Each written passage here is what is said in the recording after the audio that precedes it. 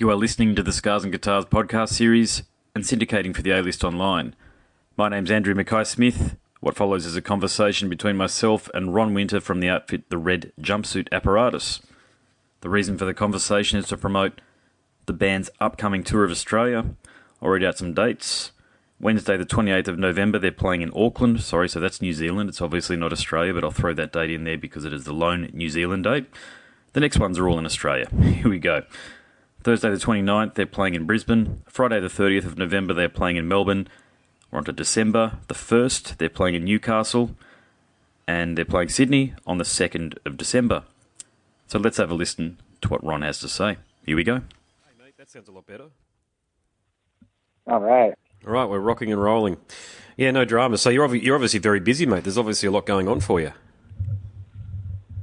Yeah, me and my wife, I co-produced this album with my wife, Angela. She's a producer as well. Okay. Which is how we met. I was writing for another artist, and she was working on that album. And in the middle of all of this, she scored a film, and we had a baby. So we had to push the production back twice. That's why it took, one of the reasons why it took 4 years, but also because it was my first stab at a concept record, and I've never done that before. And it was a lot harder, actually, than I thought. I wasn't able to do my usual I'm just really comfortable with Jumpsuit. I've been doing it a long time, so yeah, that was different.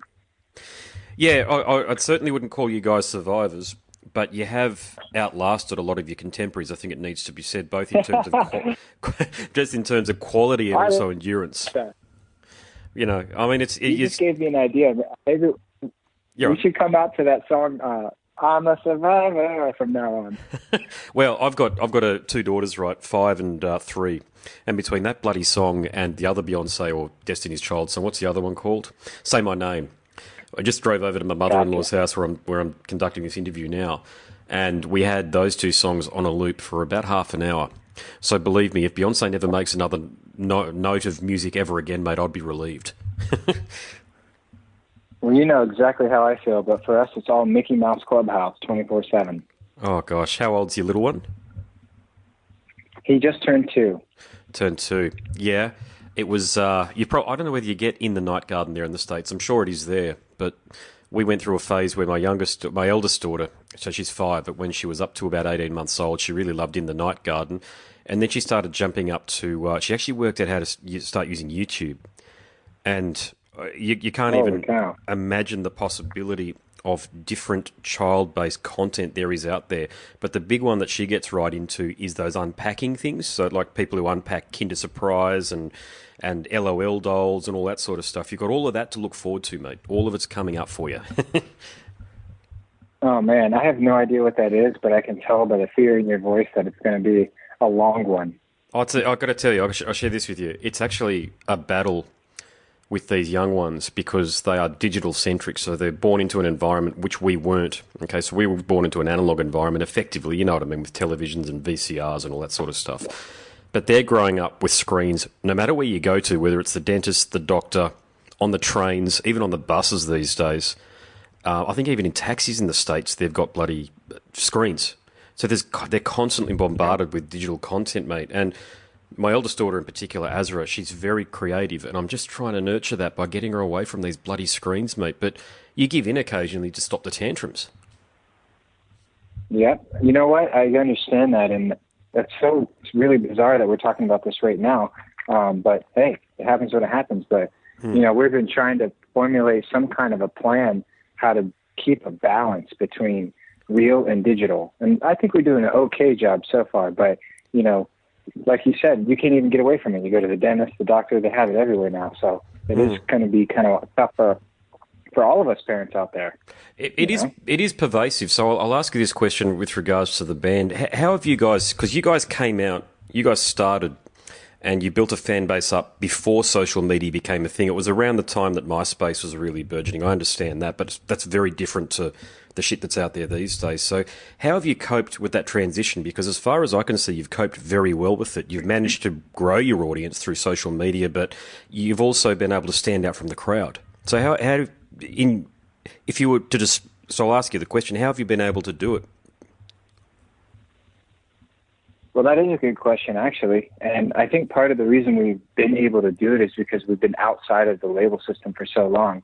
So, I have a little perspective. I was, at one time, arguably, Face Down was one of the biggest songs on the planet. So I know what it feels like to be massively huge. And then for a while there, a lot of people didn't even know that we were still a band. And we just took some time off and really hit the underground hard here in the U.S., and just stayed independent and kind of stayed. We went like 4 years without even doing a press release on purpose.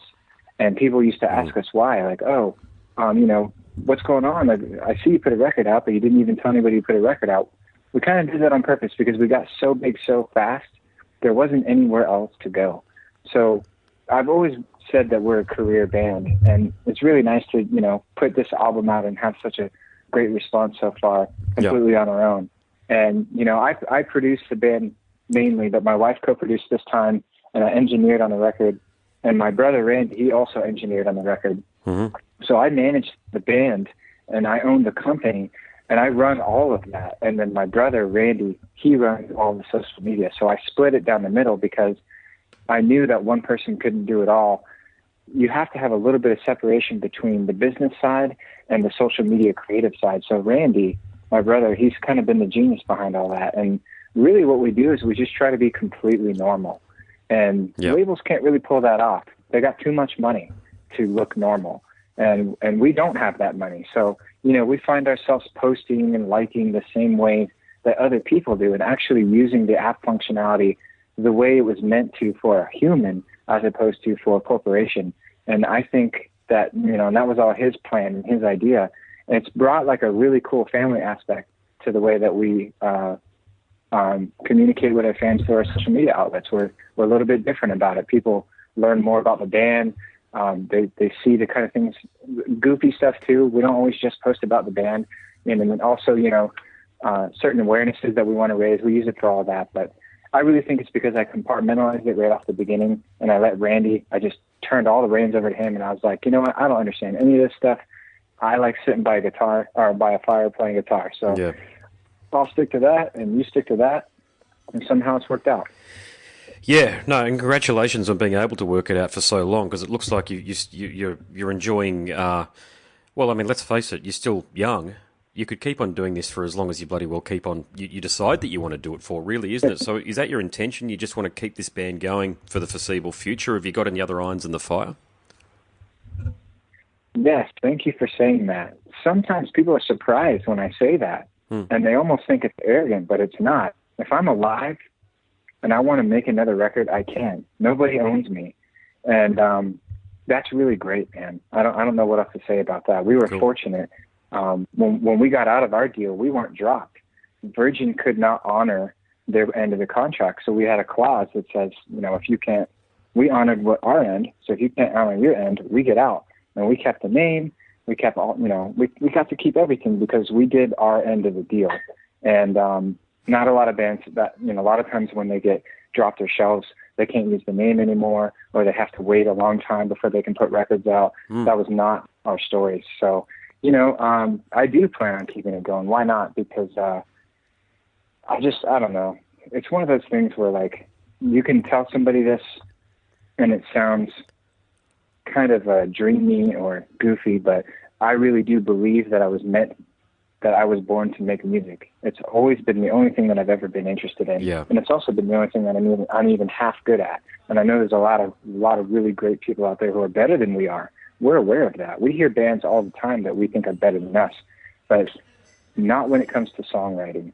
I feel like my strong suit and our band's strong suit is the content of the lyrics. That's really where I think that we excel the most. Yeah. And that's, so as long as I focus on that, I do think I can keep going as long as I want, as long as I'm not dead. Mm-hmm. Well, your music will live life long after you depart this mortal coil, if you don't mind me saying. And one of the reasons I'll put to that is the success of this new single, On Becoming Willing. So John sent me an email which states that it's hit 10 weeks at number 1 on the US Billboard Christian rock charts. So I would typically ask an artist, does that sort of success surprise you? But I don't think it does surprise you, do you? Because I think you understand your fan base, and you understand that if it's meaningful, high-quality content in the lyrics, it's going to resonate with an audience. Exactly. I mean, I hate to say that it's part of the plan, but it was 100% part of the plan. And, we're very careful when we choose the singles. There's other songs on this album that might per se be perceived more catchy or more radio friendly, but this was the one that lyrically we really wanted to drive home because of all the issues we've already covered throughout the history of our career. We've talked a lot about awareness, about domestic violence, which causes depression in kids when their parents are doing that in front of them, which is something that my brother and I witnessed, which is what Face Down is about. That's about our mom. And we were little kids when that was happening in front of us. That carries a psychological effect for decades later. So that's where we started. Then we went into, mental awareness issues with the youth. When our second album came out, Lonely Road, and ever since then, we've just been sticking to our guns when it comes to, in this band, not in every band, the message is the most important thing. And because of those reasons, I feel like this single is doing well. If we would have chose one of the more catchy, poppier songs, I don't think it would be up there. It may have done well, but I don't think it would be number one for this long. Yeah, agreed. And look, it's something that is often overlooked because, look, I've been a lifelong fan of rock music and heavy metal. And I've got to tell you, mate, I've learnt long ago not to tune into the lyrics because a lot of them they're just put there for rhyme factor. They're not actually put there to be meaningful. But you haven't done that. You're spending a hell of a lot of time, if you don't mind me using that, framing it this way, but you spend a bloody long time making sure that the lyrics connect with people. So do you get... I know Jonathan Davis talks about this a little bit, and he finds it Jonathan Davis from Korn, of course, finds it very overwhelming. Well, that's my perception of it, what he was saying, that he gets fans telling him that words to the effect that his lyrics have saved their lives and have stopped them from going down dark paths. But he also recognises that it's a hell of a responsibility to have when you're effectively a mentor from afar in that respect. So he has to focus a lot on making sure that there are high quality lyrics and they're very meaningful for people out there. But do you feel that pressure as well? Definitely. And I think it's cool that he was that honest about it. And I think that, again, that just speaks about him being a songwriter that has been around for so long, because I think he might agree with me. Maybe, I mean, I have to assume that when I say in the beginning, I didn't care as much. I was 22 years old. All I cared about was drinking and partying and having a good time. And I still was very careful with my lyrics, and I wanted to put a positive message out, but I was a 22-year-old kid. I mean, come on, like, how responsible can you really be at 22? Definitely not me and my friends. We were just living life. We were in a rock band. It was doing well. People liked Face Down. They liked Guardian Angel. They liked False Pretense. And, we did the party thing. And in the early years of Korn, I recall it being very similar. They blew up fast. They had a couple big songs, and they got into the party scene. And I am familiar with a little bit with Korn's story. And if I'm not mistaken, half the band is sober and spiritual now, just like our band. And he is now openly saying how he feels, responsible with his lyrics, and so do I. And I think that's just with any band that has more than one record, that's been around longer than 10 years. You learn that, hey, man, this stuff is powerful. You're not just up here saying stuff that means nothing to nobody, because you meet these kids after the show, and they come up to you and they tell you that, and they look you in the eye. And after that happens to you enough times, God knows it happened to me a lot and still does to this day with Face Down. It changes you. It makes you pay attention. Yeah, great response, mate. And I'll shift topic and we'll talk about this Australian tour that you've got coming up. So you're obviously aware that there's a demand for you to play down here, as of course there is for your music to be played. But tell us about the show that you're bringing down here. Will it focus on the most recent album, or is it more a show that honours the rest of the catalogue? Yeah, we literally just did a 10-year anniversary Don't You Fake It tour in Australia, and it was killer. Every show was packed.